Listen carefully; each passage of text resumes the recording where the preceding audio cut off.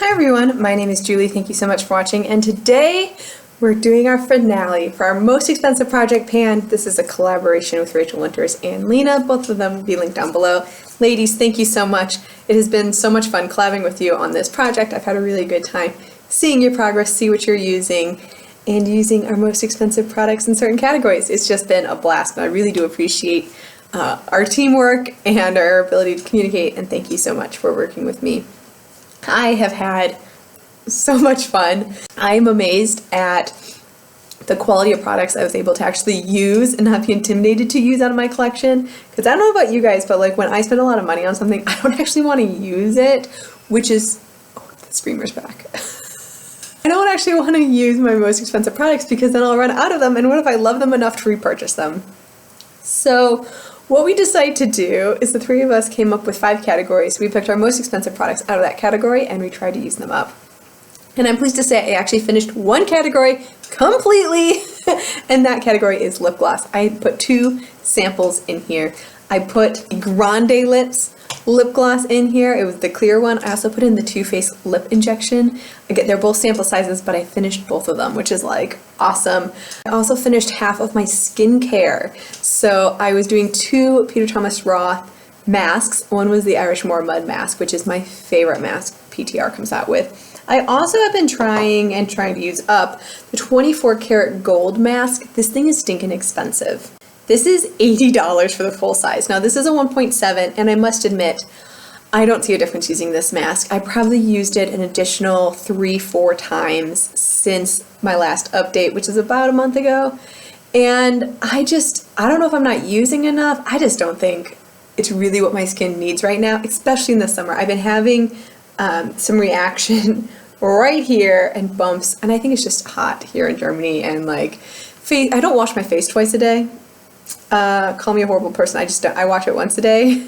So I think it's just clogging up my pores a little bit. And this mask doesn't do an extra clean, which I'm really begging for right now with my skin.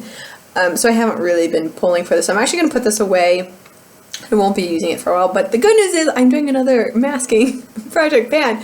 So, and there has some clarifying masks that I've been like really digging on. So this one's going to disappear for a while, but let me show you where I am. I used probably, if I was a betting woman, I don't know, what would you say, a 1/5 of it? It's not great, I'm not gonna lie, it's not great, but like this mask compared to the Irish Moor Mud Mask, you need a significantly less for it. The other one I wanted it to be like fully opaque black. This one is gold, so it's automatically gonna be see-through. It's much more of a jelly formula, and that's what I used up. So better than not using it at all. I will say that, but I'll have to come back to this at some point. And you can actually see now through the packaging, which is kind of nice. So yeah, probably a 1/5.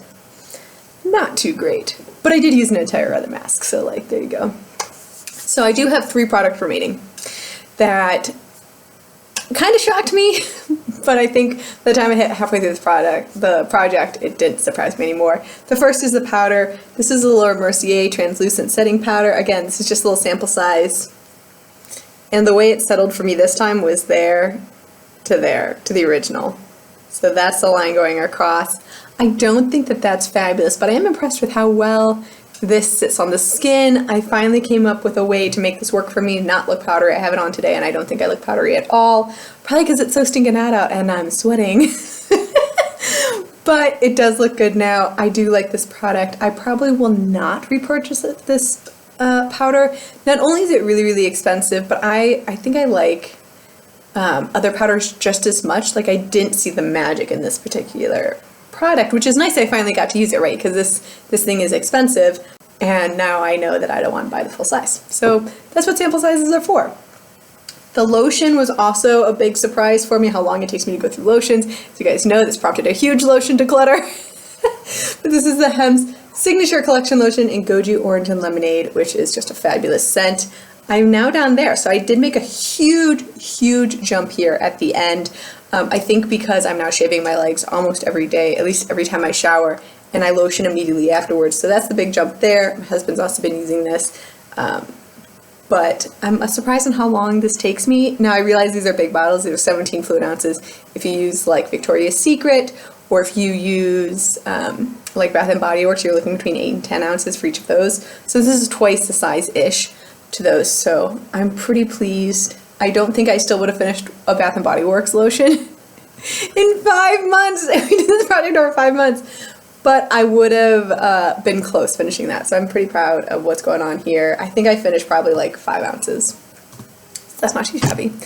I do have the foundation, and I have the Lancome Tint Idole Ultra Wear. You guys know I fell in love with this foundation. I will definitely be repurchasing this one. I think out of everything that I tried, the Peter Thomas Roth Irish Moor Mud Mask and this one, the foundation, are the only two I'd actually repurchase. So I'm glad that like I'm trying these products. And so I am not very much further. I'm right there. As I mentioned, the summer has just been like breaking me out a little bit. So I've worn lighter foundations in this one. I've also been added 2 foundations into a project pan. So I've been wearing those a little bit too. This is also a smidge light for me now. I knew that going in that this was going to get a smidge light, and it finally happened here in August. It's just a smidge lighter than I wanted, and most of July this was too light for me too, so I ended up mixing this so I didn't need the full 2 pumps as I have been using. I've been using like 1 pump, if even. So not great progress. I definitely didn't finish it, but I am close with this one, and I'm very, very pleased, and I'll be loving to pull that out again this winter. And there we go. That's the end. Thank you so much for watching. I really do appreciate it. I'll see you in my next video. Bye.